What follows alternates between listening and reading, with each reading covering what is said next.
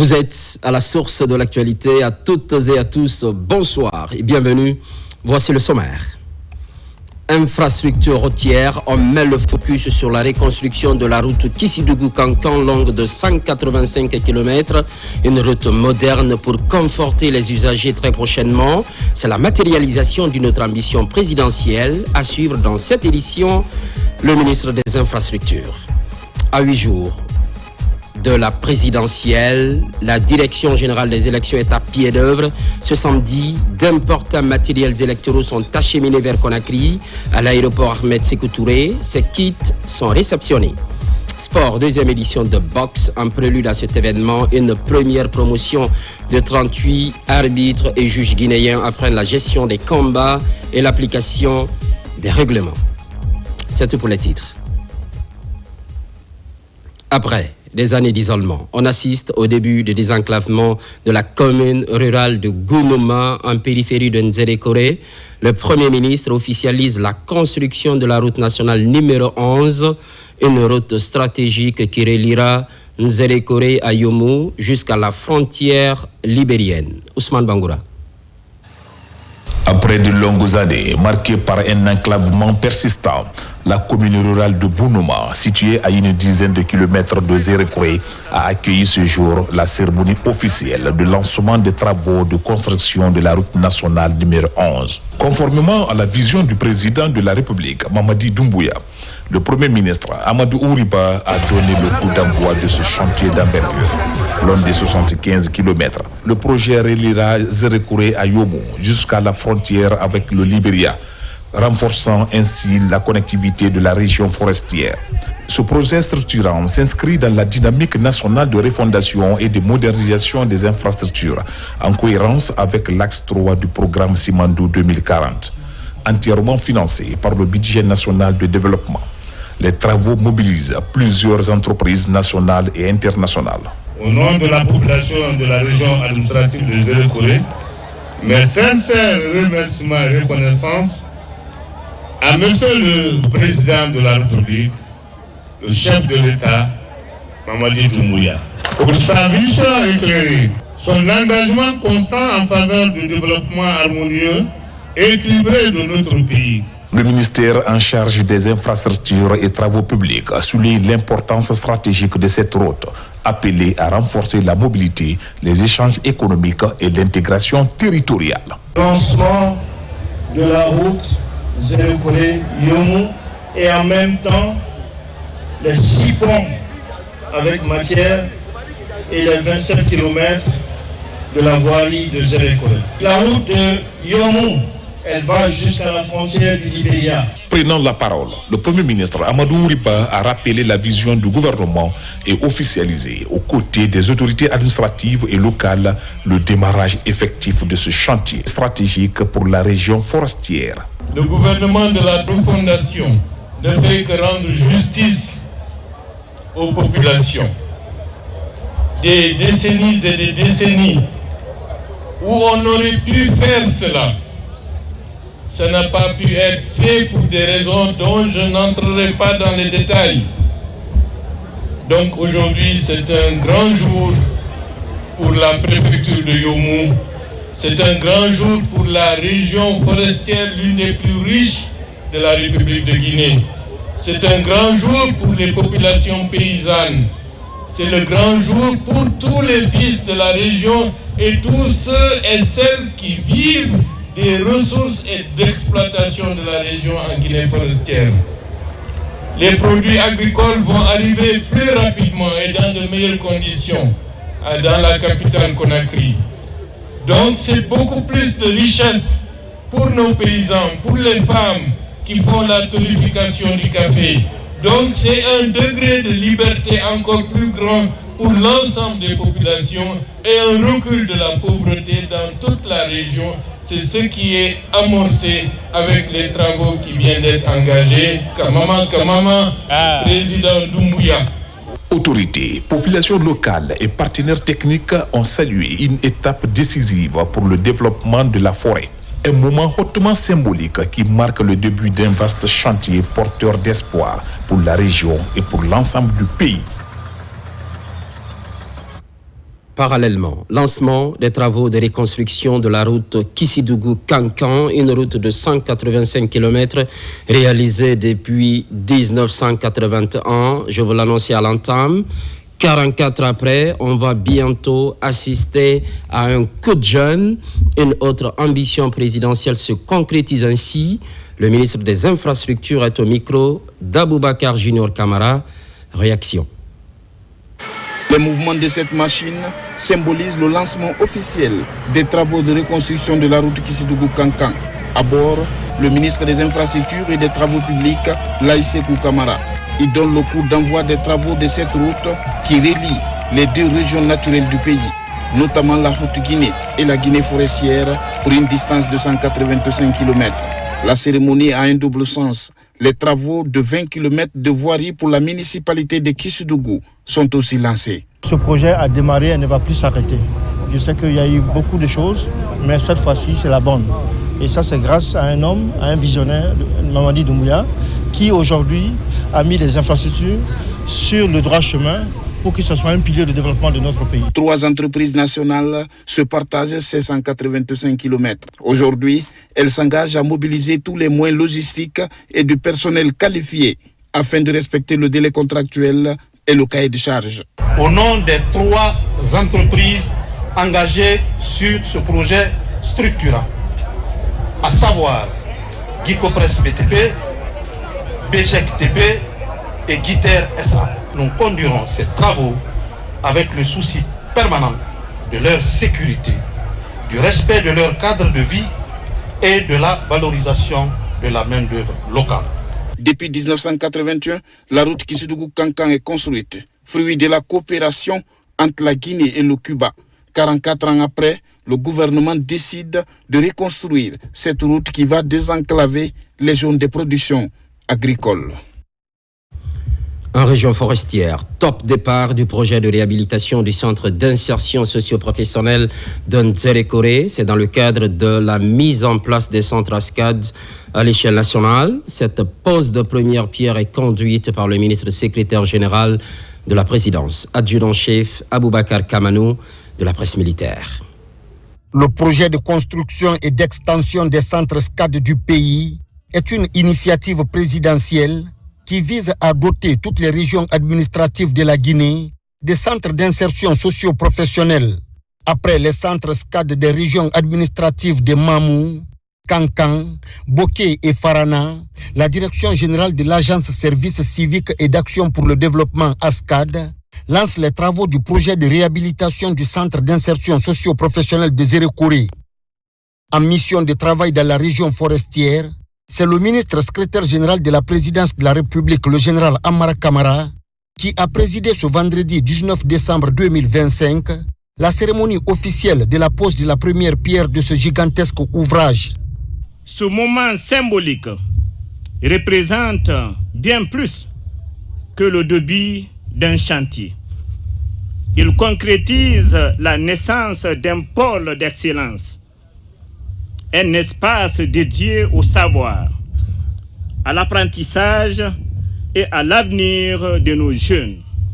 Il est de la responsabilité du gouvernement de la République de Guinée, avec la vision éclairée de son président, le général Mamadi Doumbouya, d'offrir des infrastructures de qualité qui permettent d'acquérir des compétences durables et adaptées au programme Simandou 2040 qui fait de l'éducation l'une de ses priorités. Situé à Zao, à environ 15 km de Nzerekore-ville, le centre SCAD de la région administrative de Nzerekore sera bâti sur un site de 3,5 hectares. Il comprend un logement administratif, 2 logements du personnel encadrant, un bloc administratif, 2 blocs pédagogiques, 2 dortoirs de 26 chambres chacun, un réfectoire, une ferme avicole, un bassin piscicole, un terrain de football, un terrain de handball, un terrain de basketball, des espaces verts, entre autres. La réalisation de ce centre de formation et d'apprentissage à Nzerekore cadre parfaitement avec la vision du président de la République, son Excellence Mamadi Doumbouya, celle d'offrir à la Guinée et à sa jeunesse des infrastructures modernes leur permettant d'apprendre et de se former dans des conditions idéales. Une nation qui forme sa jeunesse bâtit son indépendance économique, sa stabilité sociale et son respect international. C'est cette vision structurante que porte le président de la République, Mamadi Doumbouya. En peu de temps, cette vision s'est traduite en actes concrets. Le renforcement du SCAD régional de Kankan, l'opéralisation de celui de Boké, l'extinction du centre SCAD régional de Mamou et les travaux avancés du SCAD de Farana. Et aujourd'hui, la pose de la première pierre du SCAD régional de Zérekoré. Ce maillage national des centres SCAD constitue un motif de fierté légitime. Il traduit une volonté politique forte, faire de la formation qualifiante pour les jeunes de 18 à 40 ans, illettrés, déscolarisés et diplômés sans emploi, un pilier structurant de développement national. Dans cette région stratégique au cœur des transformations économiques portées par Simandou, l'État guinéen agit avec responsabilité et anticipation. Ce centre n'est pas un simple bâtiment, il est un instrument de puissance publique, un levier de transformation sociale et le symbole d'une Guinée qui choisit la compétence pour mieux se positionner.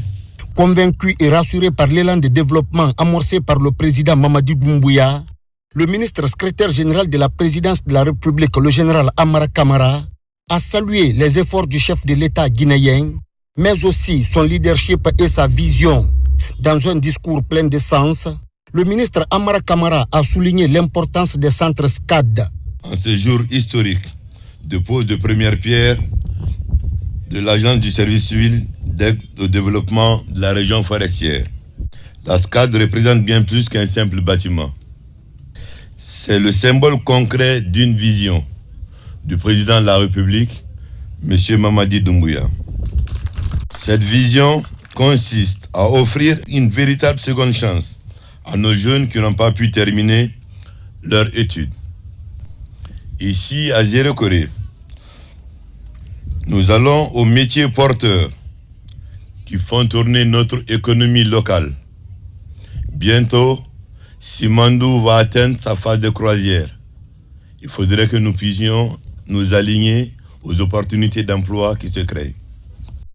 Pour ce qui est du SCAD lui-même, les résultats sont élogieux. On rappelait tout à l'heure tous les centres qui sont faits dans toutes les régions. Mais au soir du 5 septembre, il y avait 2 centres SCAD, celui de Conakry et celui de Kindia. Nous sommes en train de poser la première pierre de la dernière région qui nous reste à couvrir. Depuis 4 ans, plus de 4100 jeunes Guinéens ont été formés dans nos centres que nous venons de mentionner tout à l'heure.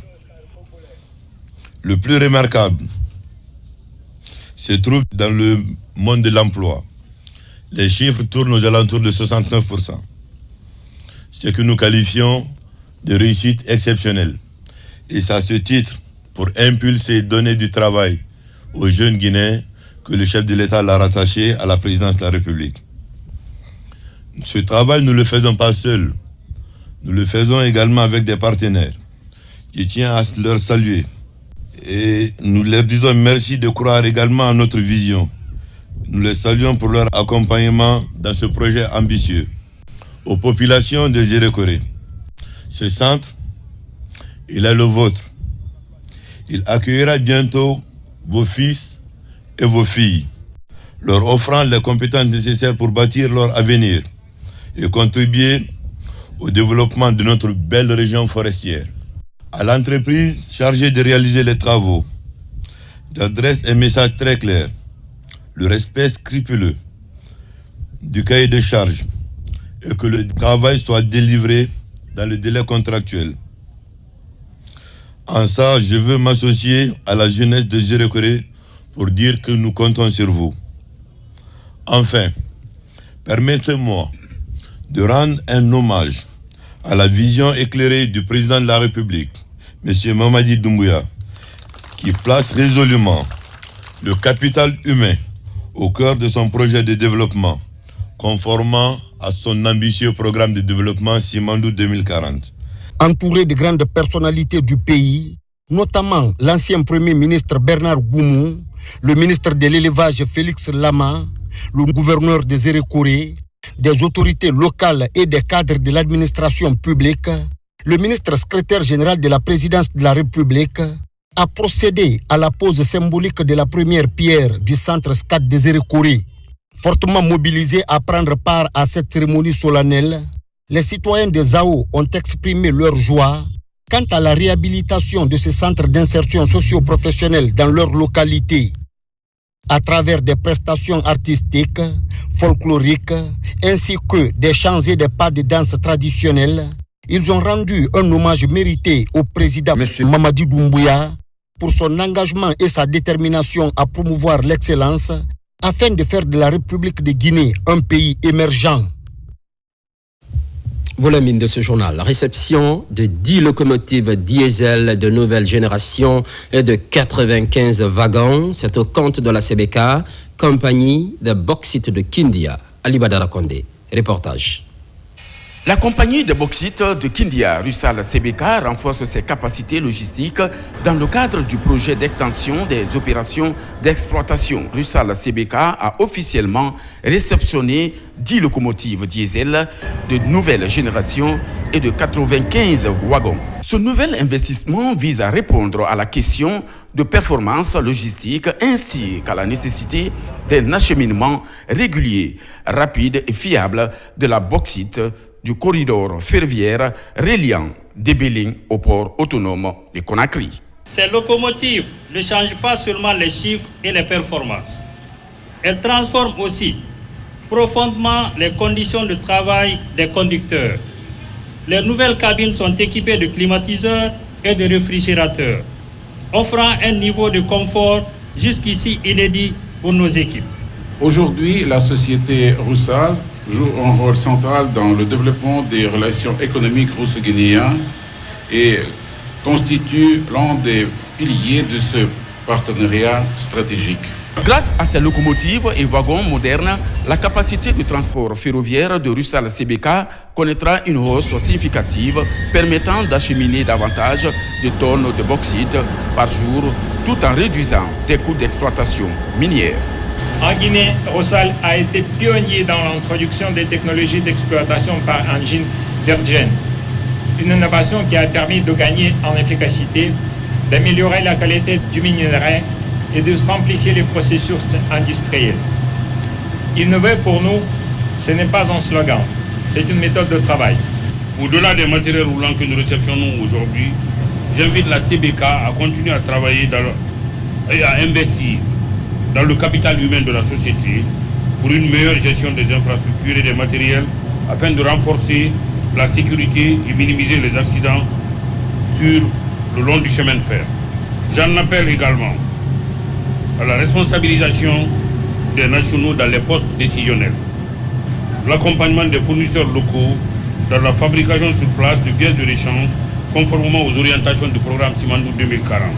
Dans son projet d'extension, Rusal CBK poursuit un programme ambitieux visant à porter sa production annuelle de 3,7 à 5 millions de tonnes, soit une augmentation d'environ 35%. Avec ce parc ferroviaire modernisé, la compagnie s'engage à soutenir ainsi le développement déjà amorcé en Guinée.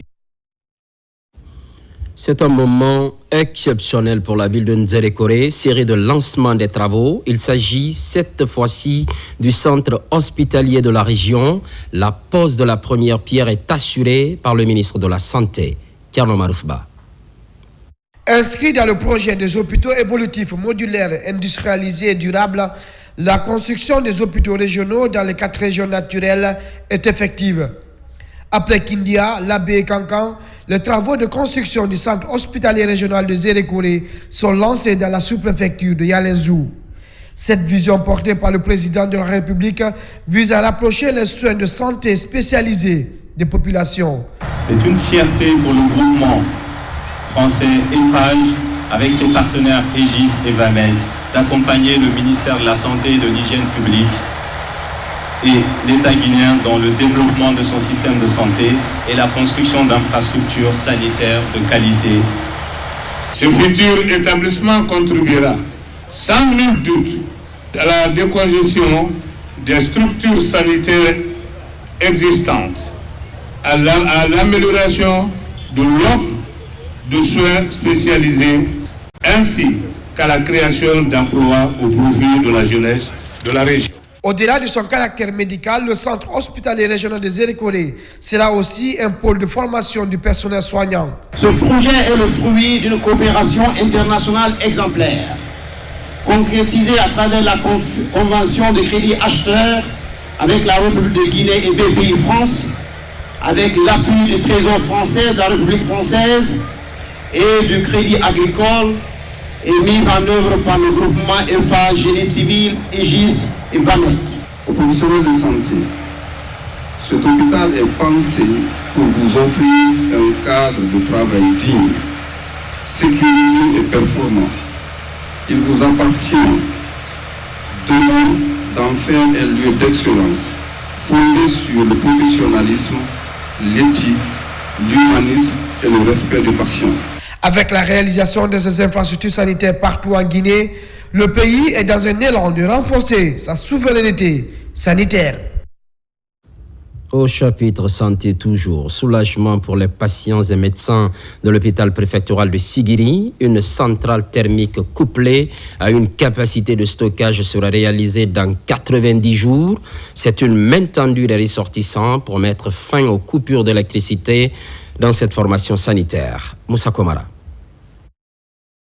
Chaque jour, l'hôpital préfectoral de Sigiri accueille des patients.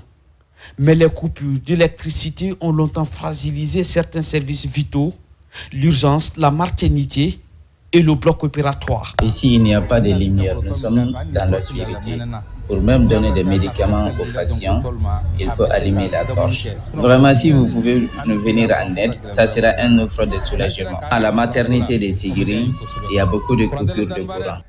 Pour répondre à ces défis, ces fils ressortissants posent la première pierre de construction d'une mini-centrale thermique de 60 kWh couplée à une capacité de stockage de 120 kWh. Une solution énergétique moderne qui sera conçue pour garantir une alimentation électrique continue et sécurisée.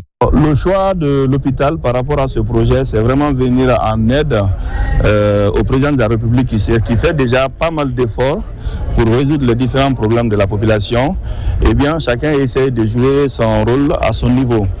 Aujourd'hui, on a été interpellé par rapport à cette situation et qu'on a avec plaisir secouru, donc en apportant une centrale, une mini-centrale solaire qui va venir en supplément de ce que EDG fait déjà sur le terrain. Je voudrais particulièrement remercier le donateur, le docteur Koïta et toute son équipe pour ce geste qui viendra significativement améliorer la qualité des services au niveau de l'hôpital préfectoral de Sigiri, mais plus particulièrement au niveau du service de la maternité. Cet engagement fort en faveur de la santé des populations n'est pas une première. Le boulevard Ahmed Sékou Touré est déjà éclairé par ses natifs qui n'ont qu'une seule ambition, faire de Sigiri une ville moderne. Secteur de la pêche, réforme pour sauver des vies humaines. Cela passe aussi par le renforcement du contrôle sanitaire des produits halieutiques aux frontières. À Lola, la construction du poste de contrôle est activée. Alga Simouba, confirmation.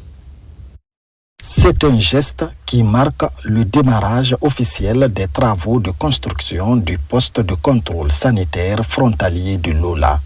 Une infrastructure administrative stratégique destinée à renforcer le dispositif de surveillance sanitaire des produits de la pêche et de l'aquaculture. La construction de ce poste sanitaire frontalier à Lola répond à une nécessité impérieuse, celle d'assurer les contrôles sanitaires rigoureux et permanents des produits de la pêche et de l'aquaculture entrant et sortant sur le territoire national, conformément aux normes sanitaires nationales et internationales.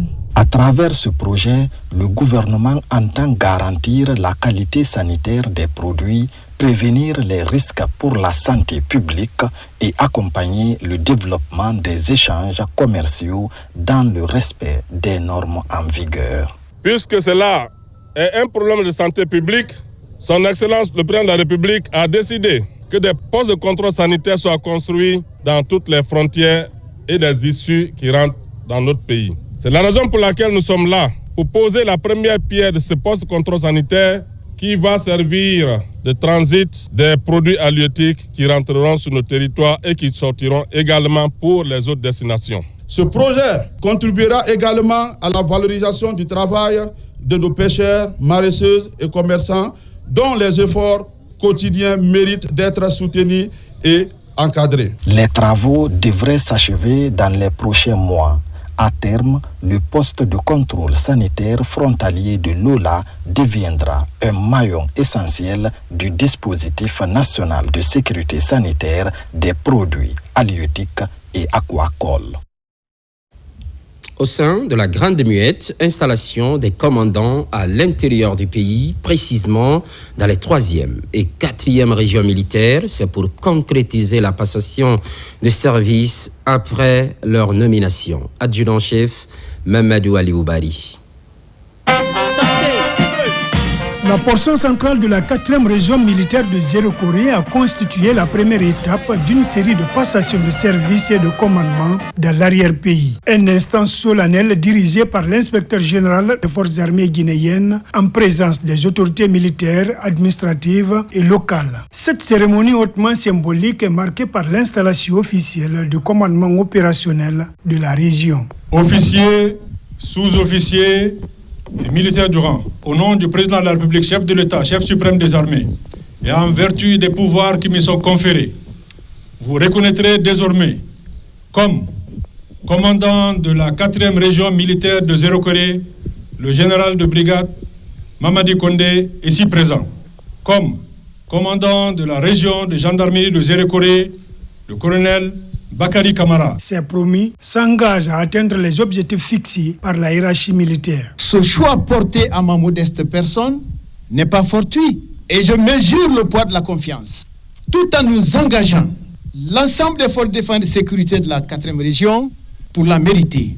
La mission qui m'est confiée est claire. Assurer la sécurité des populations ainsi que la protection des biens. Je m'engage à exercer cette responsabilité avec rigueur, loyauté et impartialité dans le respect des lois, des principes républicains. La 3e région militaire de Kankan change aussi de commandement. Le général de brigade Amara Silla et le colonel Mamoudou Kaba bénéficient de la confiance du président de la République, chef suprême des armées. Les promis entendent insuffler une nouvelle dynamique dans leurs unités respectives, conformément aux orientations de la hiérarchie militaire. Je m'engage solennellement à pérenniser ces acquis et renforcer davantage la cohésion entre les forces de défense et de sécurité.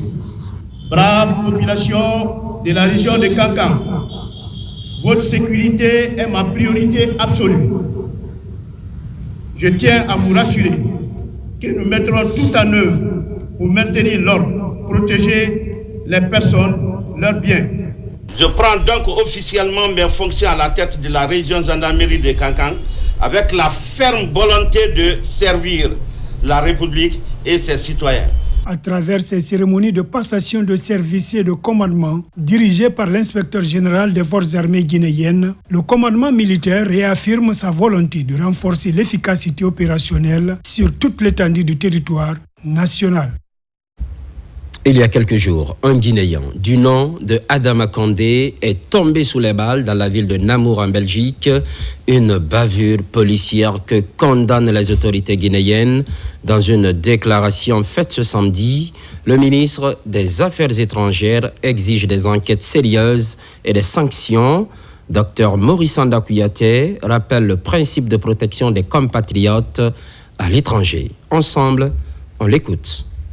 Chers compatriotes, la priorité des priorités fixées en matière de politique diplomatique par son Excellence, Monsieur le Président de la République, le général Mamadi Doumbouya, est sans équivoque la protection, l'assistance et la prise en charge de l'ensemble des besoins des Guinéennes et des Guinéens établis à l'étranger. À ce sujet, le chef de l'État a solennellement déclaré: lorsqu'un Guinéen établi à l'étranger a un problème, c'est toute la nation qui a ce problème. Notre diplomatie s'est ainsi pleinement engagée dans la protection et la promotion des droits des Guinéens vivant hors de nos frontières. Elle a permis à des milliers de nos compatriotes de ressentir de manière concrète la présence effective de l'État et du gouvernement guinéen à leur côté. Aussi fermement attachés à la protection des ressortissants étrangers vivant sur notre territoire, la République de Guinée l'est plus encore à la défense de ses propres citoyens établis à l'étranger. Cependant, ce tableau jusque-là porteur d'espoir et de confiance vient d'être douloureusement assombri par la mort tragique de notre compatriote, M. Adama Condé, âgé de 34 ans, qui résidait dans la ville de Namur, en Belgique, à la suite d'une altercation avec les forces de police belges. Sitôt connu, des instructions fermes ont été immédiatement données à partir de Conakry à notre ambassade près le Royaume de Belgique afin d'établir un rapport circonstancié sur les faits. Ce rapport est corroboré par le communiqué officiel du parquet de Namur. Si les conclusions définitives de l'enquête sont encore attendues, il ressort néanmoins à la lecture des éléments actuellement disponibles que l'usage d'armes à feu par 4 agents de police pour maîtriser un seul individu ne saurait en l'état être considéré comme une nécessité qui s'imposait absolument. La République de Guinée, qui entretient avec le Royaume de Belgique des relations d'amitié et un modèle de coopération bilatérale reconnu, condamne avec fermeté et sans ambiguïté cette tragédie résultant d'un usage manifestement disproportionné de la force. La Guinée exige que les diligences nécessaires soient prises par les autorités belges afin de mener une enquête indépendante, crédible et transparente, et que les auteurs de cet acte soient traduits devant les juridictions compétentes et sanctionnés à la hauteur de leurs responsabilités. Le chef de l'État, le président de la République et son gouvernement expriment leurs sincères condoléances au peuple de Guinée ainsi qu'à la famille durement éprouvée du défunt. Ils réaffirment leur engagement à faire toute la lumière sur cet assassinat et à assurer le rapatriement de la dépouille mortelle de notre compatriote dès la clôture de l'enquête en cours. Je vous remercie. Dans la défense des intérêts des travailleurs, le syndicat donne le bon exemple au niveau de Fessimacag. Un congrès est organisé, c'est le 3e du genre dans la vie de la plateforme. Objectif, mettre en place un nouveau bureau. Marie-Noël Simontolno.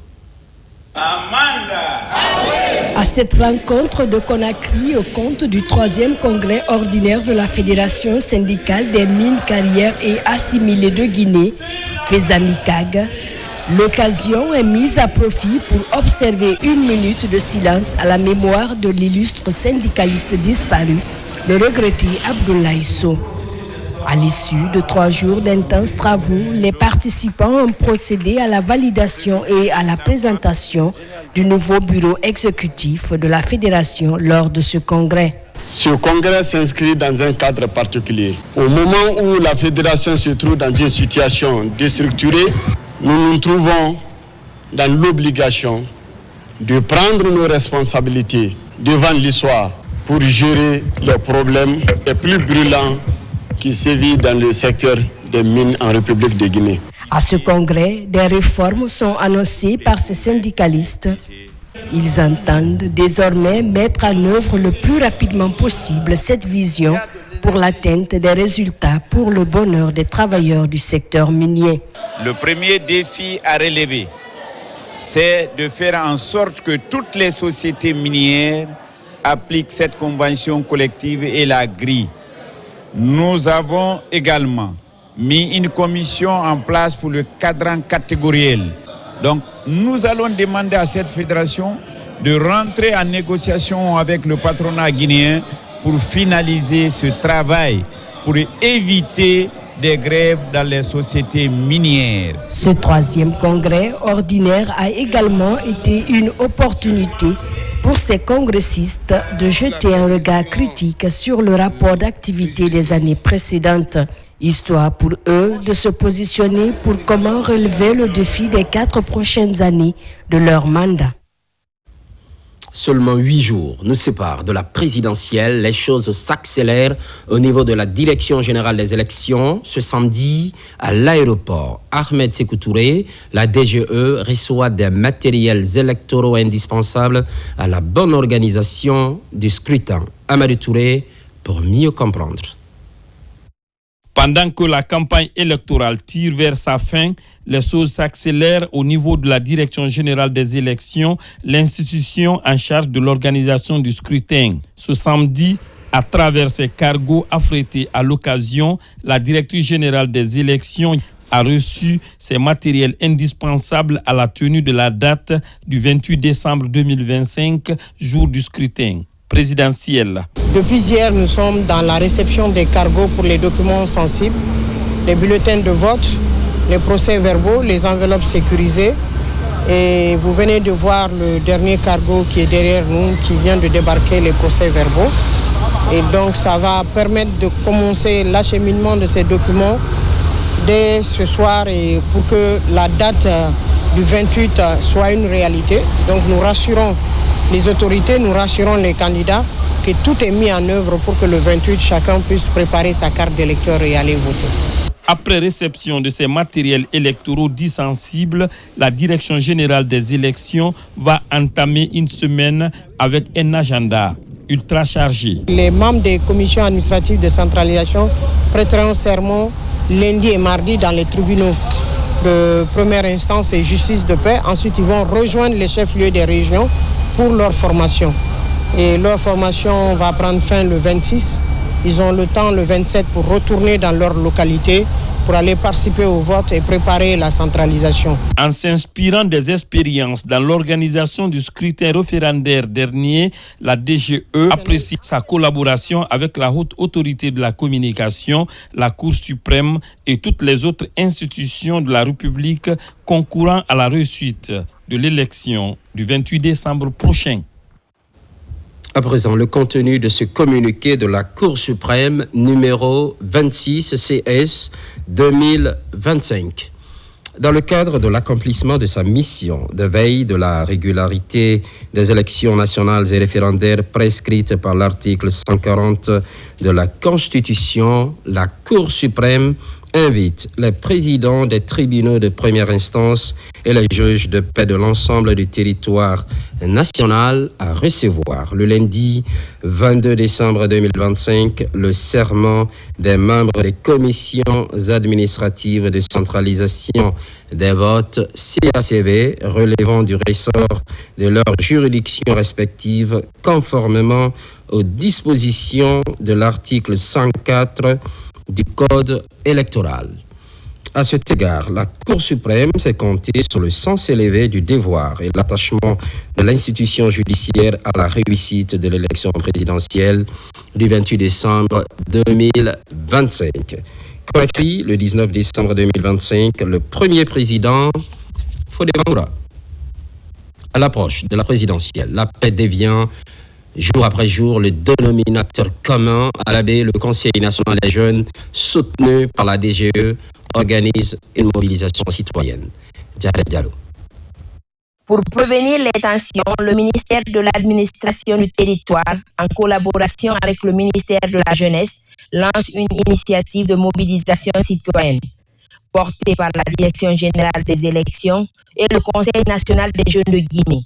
Elle vise à promouvoir la paix, la cohésion sociale et le vivre ensemble. Ce conseil va consacrer tout son temps à travers toute la République de Guinée, prendre son bâton de pèlerin, véhiculer ce message. Les jeunes occupent 77,03% de la population guinéenne, donc la majorité écrasante, et que c'est ces jeunes aujourd'hui qui sont la cible de tous les acteurs sociopolitiques du pays.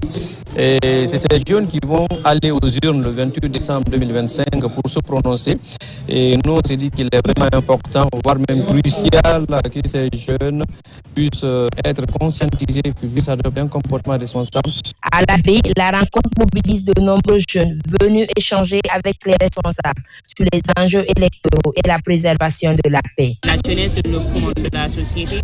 Nous sommes des ambassadeurs de la société. Ils ont eu l'idée de nous inviter à cette activité-là pour véhiculer des messages. Vraiment, je salue l'idée de Madame la directrice générale des élections, en même temps le Conseil national des jeunes, qui ont eu ce privilège de venir vulgariser une sensibilisation dans la région administrative de la baie pour la consolidation de la paix et de vivre ensemble. Cette sensibilisation du CNJ Guinée, appuyée par la Direction générale des élections, cherche à renforcer la confiance entre citoyens. La jeunesse de la baie s'engage ainsi à prévenir les tensions et à encourager une participation responsable pour une paix durable. Cap sur Mamou, où séjourne le président de la Haute Autorité de la Communication et son équipe, avec les professionnels des médias, le respect de l'éthique et de la déontologie est vivement rappelé. Mamadou Paté-Baldé, correspondance. En prenant son bâton de pèlerin pour l'intérieur du pays, le président de la Haute Autorité de la Communication s'était fixé comme objectif d'échanger avec les hommes de médias. Amamou Bouakar Yassine Diallo a mis son séjour à profit pour expliquer aux journalistes et techniciens de la région de la mission de l'AC ainsi que leur rôle et responsabilités dans la collecte, le traitement et la diffusion de l'information. Il y a quelque temps, notre profession qui avait été infiltrée était décriée. Aujourd'hui, les journalistes font preuve de suffisamment de responsabilité sur l'ensemble du territoire.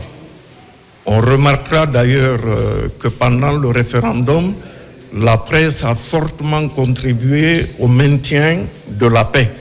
Au titre de ces acquis se place en 2025 la distribution gratuite des cartes de presse aux professionnels de médias. Nous avons délivré plus de 1300 cartes de journalistes professionnels.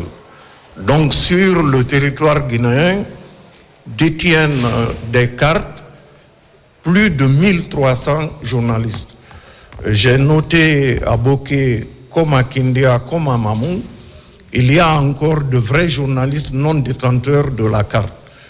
J'ai pris la décision de leur octroyer la carte dès mon retour à Conakry. Cette tournée de sensibilisation du président de la Haute Autorité de la Communication à l'intérieur du pays est un signal fort permettant aux médias guinéens de jouer pleinement leur rôle et responsabilité dans le traitement de l'information. Retour à Conakry, développement à la base. À Kalom, le cap est fixé par le conseil communal. Après concertation, les priorités sont déclinées pour les projets à réaliser. 84 milliards de francs guinéens sont annoncés. Sékou Souma, compte rendu. Le conseil communal de Kaloum s'est réuni aujourd'hui en session extraordinaire pour examiner, remanier et voter le budget de la commune pour l'année en cours. Cette réunion était attendue avec impatience par les populations de Kaloum qui espèrent voir des projets concrets pour améliorer leur quotidien. Initialement estimé à 84 milliards de francs guinéens, le budget a été remanié et réduit à 25 milliards de francs guinéens. Les principaux postes de dépenses prévus sont l'éducation, la santé, les infrastructures et l'assainissement. On est édifié et là vous allez comprendre déjà qu'à travers ça même, nous avons déjà un peu diminué le budget, n'est-ce pas, à 70%. Donc on se retrouve, au lieu de 84 et quelques milliards, on se retrouve automatiquement à 25 et quelques milliards. Quand on passe un peu à l'adoption d'un budget, ils pensent que le budget est couché. Le budget n'est pas couché, donc c'est une prévision. Donc c'est chercher, c'est sortir à la recherche de ce budget, mobiliser les recettes pour pouvoir financer nos différentes activités. Les objectifs prioritaires de la commune, tels que fixés par le conseil communal, sont de renforcer les services publics, d'améliorer la qualité de vie des populations et de promouvoir le développement de l'économie locale. C'est la loi qui le dit. Il faut respecter la loi. On va être dans le délai avant le 31 décembre 2025. C'est pourquoi on a convoqué une session extraordinaire pour pouvoir revoir le budget. Vous savez, au début de l'année, on avait voté un budget de 84 milliards. En fin d'année, là, on a constaté effectivement, au niveau du budget remanié, il faut revoir ce qui n'a pas marché et ce qui a marché et faire maintenant le point d'état de lieu. Et c'est dans ce cadre-là que le budget remanié se présente. Ce budget remanié est le fruit d'un travail collectif de tous les conseillers communaux à travers le pool financier qui vise à développer la collectivité locale de Kaloum. Promotion féminine. À Tormelin, dans Fria, les femmes sont visées par une formation. Elles sont nombreuses à s'approprier les nouvelles compétences professionnelles. Une contribution de SD Mining. Nabila Moussa Kamara. Après Tamita, une commune rurale de Bofa, le programme de formation axé sur l'autonomisation des femmes a choisi Tormelin, une sous-préfecture de Fria. Ce projet ambitieux implique des groupements de femmes évoluant dans les filières porteuses et génératrices de revenus comme la saponification, la fabrication des crèmes naturelles pour la peau et les cheveux. Une initiative de SD Mining pour valoriser les produits locaux tout en favorisant l'épanouissement économique durable de la couche féminine. Nous avons bien suivi cette formation. Grâce à cette formation, nous pouvons maintenant arranger le savon, l'huile de cheveux et des shampoings. SD Mining a toujours œuvré pour l'intérêt de la communauté où elles évoluent. Elles doivent suivre et rendre compte à celles qui n'ont pas eu la chance d'être ici aujourd'hui. Pendant plusieurs jours, ces femmes ont accordé un intérêt particulier aux notions enseignées pour acquérir des connaissances professionnelles innovatrices. Nous continuerons à accompagner les communautés impactées dans notre projet. Et cette formation, elle est dans le cadre de notre responsabilité sociétale, mais aussi elle va pour la promotion de l'égalité entre hommes et femmes. Toutes ces femmes que j'ai vues aujourd'hui, c'est moi. Elles me représentent. Je me vois en elles. C'est énorme. Accompagner ces femmes dans leurs autonomisations, dans leur formation, les fournir ici des équipements et les permettre ici d'être indépendantes, c'est quelque chose à saluer. À travers ce programme de formation axé sur l'autonomisation des femmes, ces promoteurs de l'autonomisation féminine annoncent de nouvelles stratégies d'apprentissage des petits métiers afin d'impacter positivement les communautés riveraines. On s'intéresse au leadership maintenant. Un camp est initié pour la saison 2025-2026. C'est au profit des jeunes. Plusieurs d'entre eux reçoivent des distinctions. Marie Kumba-Sovogui, son Assagno. Le leadership camp 2025-2026 de Blackie Eagle Sarl s'achève après plusieurs mois de formation. Les participants sont formés aux valeurs du leadership, de la discipline, de la vision et de la transformation personnelle.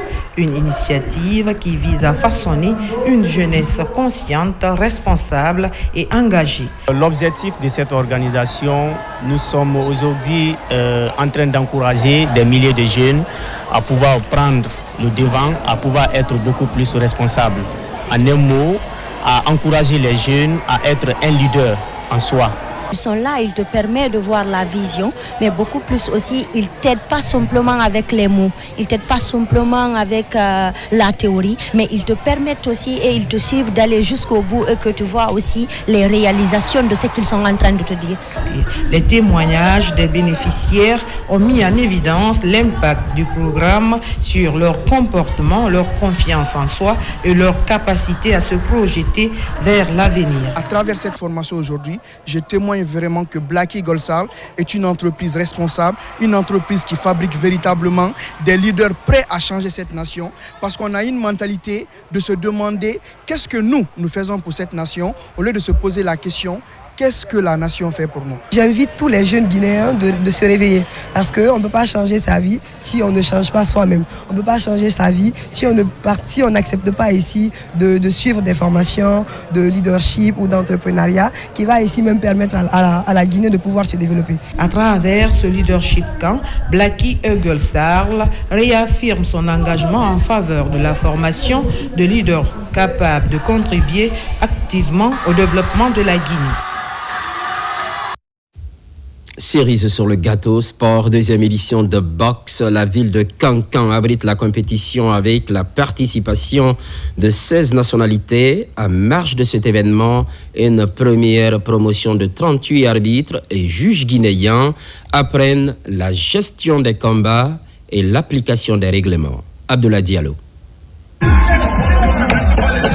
Boxer pour l'honneur plus qu'un concept. Ce projet sportif fédérateur va certainement marquer les esprits. Après plus de 20 ans de carrière internationale couronnée de victoires, Mamoudou Axel Keita, champion du monde en ISKA, décide de raccrocher les gants sur la terre de ses ancêtres. À Kankan, la deuxième édition de la compétition Boxer pour l'honneur va mobiliser plus de 16 nationalités et certains boxeurs guinéens pour des ceintures à décrocher. L'idée, c'était pas de venir boxer et aller, c'est de venir donner un petit grain à la boxe. Voilà, parce que moi, je sais, si moi j'ai pu être champion du monde, en Guinée, à chaque centimètre, il y a un champion. Il faut le retrouver, le former, et puis vous avez un. Il y a des dispositifs qui sont déjà sur place pour pouvoir être à Kankan. Et à date, là où je vous parle, il y a déjà les rings. Et en même temps, nous avons tout ce qui est dispositif, podium, et tout est mis en place. En marge de ce grand rendez-vous, une première promotion de 38 techniciens de la Fegui Muay Thai ont été outillés sur la gestion des combats et l'application des règlements. C'est grâce à l'initiative de Mamoudou de former des juges et des arbitres à être arbitres et juges professionnels et en même temps leur donner la possibilité de pouvoir aller un peu dans tout le monde pour pouvoir juger lors de grandes compétitions ou de grands galas. Ce que nous faisons pour envoyer des athlètes à l'international, et lui c'est à l'intérieur de la Guinée et faire venir d'autres athlètes d'autres pays pour vendre l'image du pays, vendre vraiment ce qu'on a de potentiel. Au sortir de cette formation, ces arbitres et juges auront la tâche de gérer des combats en toute impartialité. Ils seront d'ailleurs testés ce samedi 20 décembre à l'occasion de la deuxième édition de Boxer pour l'honneur au stade Mbaloumadi Diakité de Kankan. Fini cette édition, l'actualité évolue en Guinée, notre paradis, terre de richesse et d'innovation. Les programmes se poursuivent, constante fidélité.